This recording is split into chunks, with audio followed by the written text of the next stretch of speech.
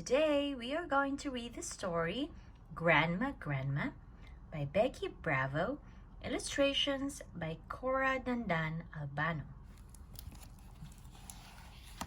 At home, I am the youngest at age 5. The oldest is 95. She is Mama's grandmother. She is Grandma's mother. To me, she is Grandma.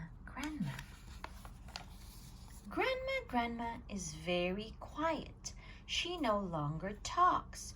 Oftentimes, she just sits on her rocking chair in front of the window. She has a faraway look, but I do not know what she sees. When she rises from her chair, it is already dusk. Grandma calls to every one of us. Come on, we're going to eat. Grandma reaches for her cane and walks slowly as she heads for the table. How beautiful Grandma is. There are times we forget she is still around.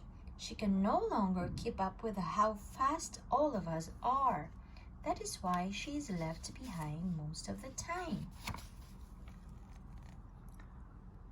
One day, all of us were at the table, but why was one of the chairs empty?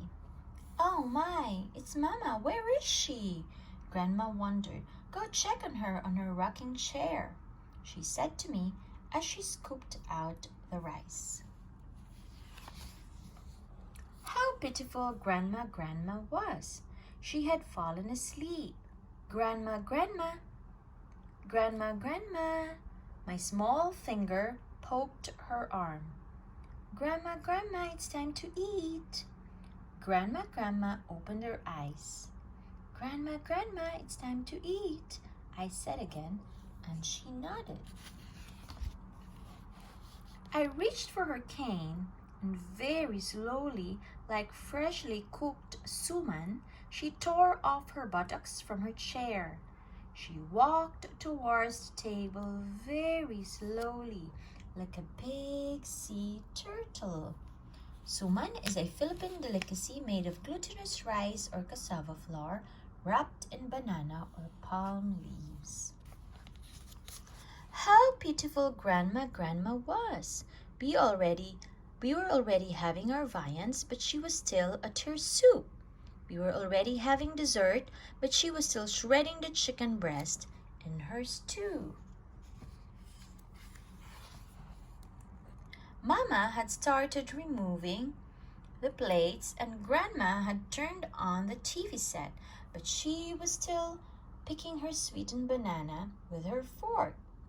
How pitiful Grandma was, so I kept her company. Since then, I have made it a habit to keep her company.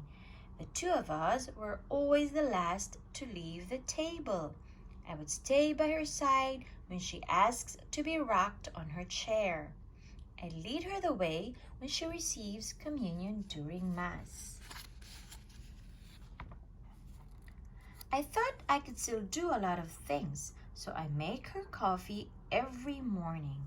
Whenever Mama prepares my snack, I always share it with Grandma.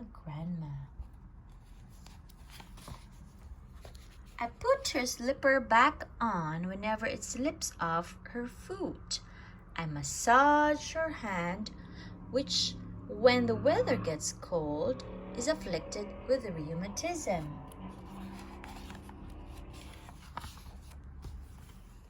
I tell her stories about the new things I learned in school. Her gaze is no longer far away whenever she is sitting on her rocking chair. It is on me now.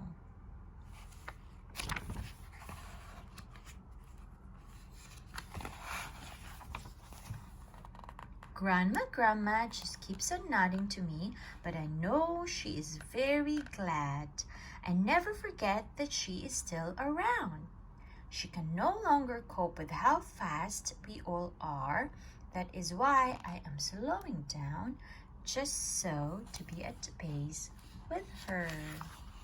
The end.